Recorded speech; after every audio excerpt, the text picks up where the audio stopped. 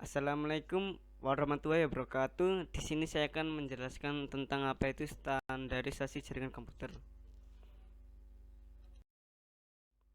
Standarisasi jaringan komputer merupakan sebuah aturan main atau protokol yang digunakan agar semua hal atau pekerjaan dapat berjalan dengan baik. Banyak sekali terdapat vendor hardware ataupun software yang selalu bersaing dalam dunia pasar dan memberikan produk atau temuan-temuan yang terbaru dengan memberikan berbagai kelebihan yang ada. Untuk mengatasi masalah ini, maka dibentuk suatu badan organisasi yang bertugas dalam menstandarkan produk-produk di semua vendor. Jadi awal mula standarisasi jaringan komputer itu karena bertugas untuk sebagai menstandarkan produk-produk dari semua vendor. Selanjutnya, OSI Open System Interconnection. OSI adalah Open System Interconnection. OSI atau Open System Interconnection terdiri dari dua bagian, yaitu host layer dan media layer. Di setiap host layer dan media layer terdapat data yang berupa data unit dan layer. Yang pertama adalah application layer. Application layer ini berfungsi sebagai termuka aplikasi dengan fungsionalitas jaringan, mengatur bagaimana aplikasi dapat mengakses jaringan dan kemudian membuat pesan-pesan kesalahan. Apa saja yang terdapat dalam application layer? Application layer ini terdiri dari DNS atau Domain Name Server yang bersih sebagai database nama dan nomor IP. Lalu FTP File Transfer Protocol, HTTP Hypertext Transfer Protocol, dan MIP Multipurpose Internet Protocol, dan NTP Network Transfer Protocol. Presentation layer.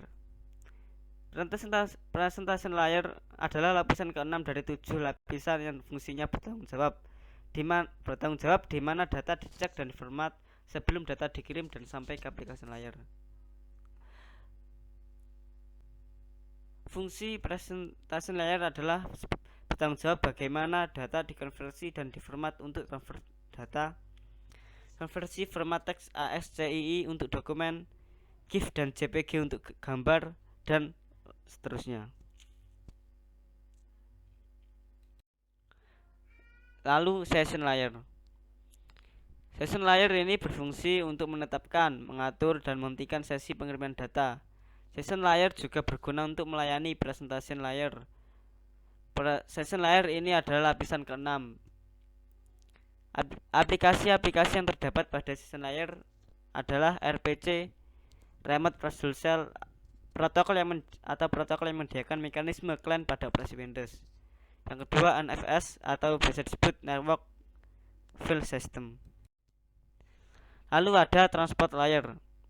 Transport layer berguna untuk memecah data menjadi paket-paket data serta memberikan nomor urut ke paket data agar pada saat data diterima dapat disusun kembali.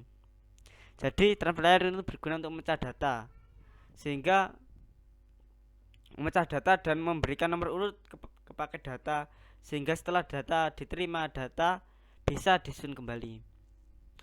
Apa fungsi-fungsi transport layer? Transport layer ini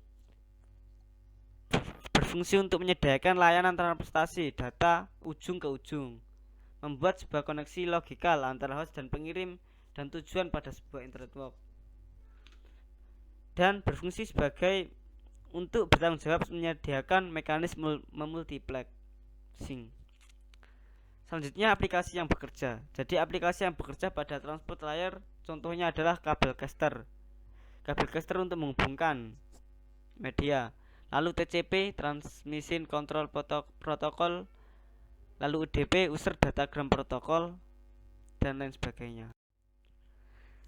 Selanjutnya ada network layer atau lapisan jaringan. Network layer ini berguna untuk menentukan alamat IP atau alamat perjalanan dan juga menentukan route perjalanan data hingga sampai ke tujuan akhir. Pemrosesan dalam hal ini network layer, data ini berbentuk paket. Jadi network layer ini berguna untuk menentukan alamat IP atau alamat perjalanan untuk menentukan rute perjalanan data hingga data sampai ke tujuan akhir data. Dan pemrosesan data ini dari awal sampai akhir ini berbentuk paket.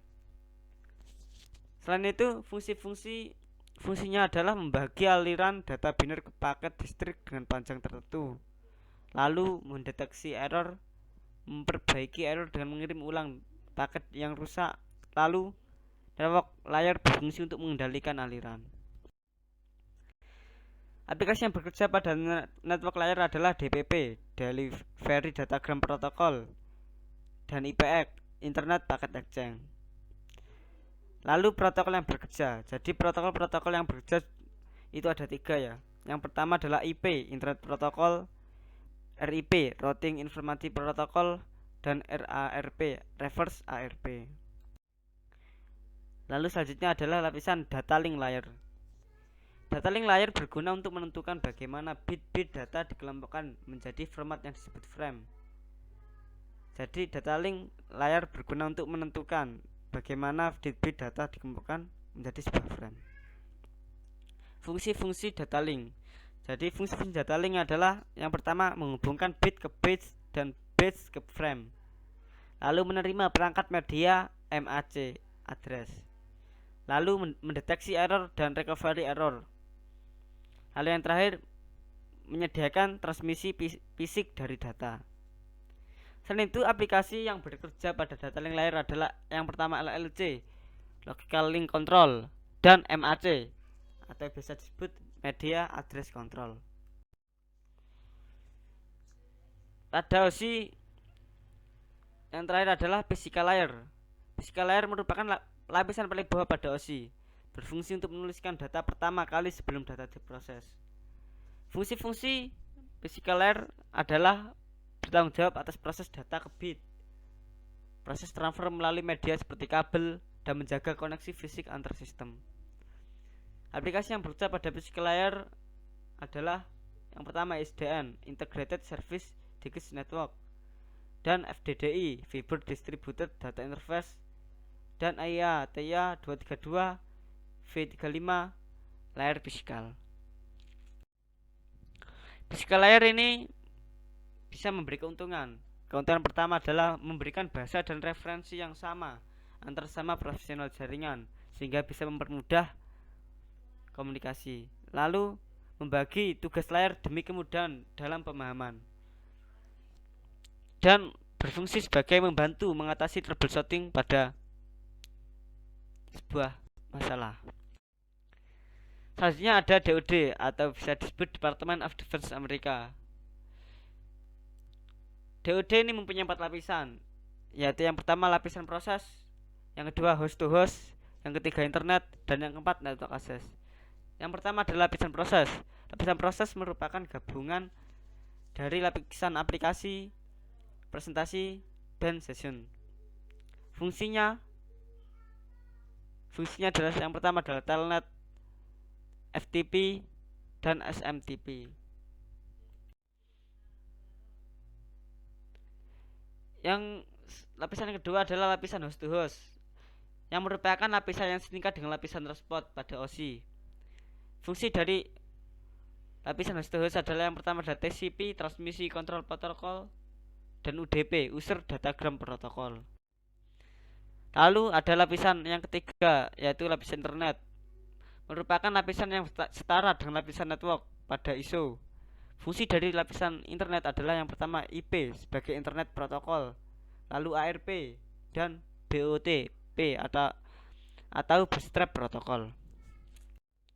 Lalu ada lapisan yang keempat atau yang terakhir adalah lapisan network access, merupakan gabungan lapisan sambungan data dan lapisan fisik model OSI. Lapisan network access ini berfungsi sebagai untuk mendefinisikan protokol-protokol dan hardware yang digunakan dalam pengiriman data. Misalnya Ethernet pada LAN, PPP pada WAN, dan frame relay. Oke, terima kasih. Wassalamualaikum warahmatullahi wabarakatuh.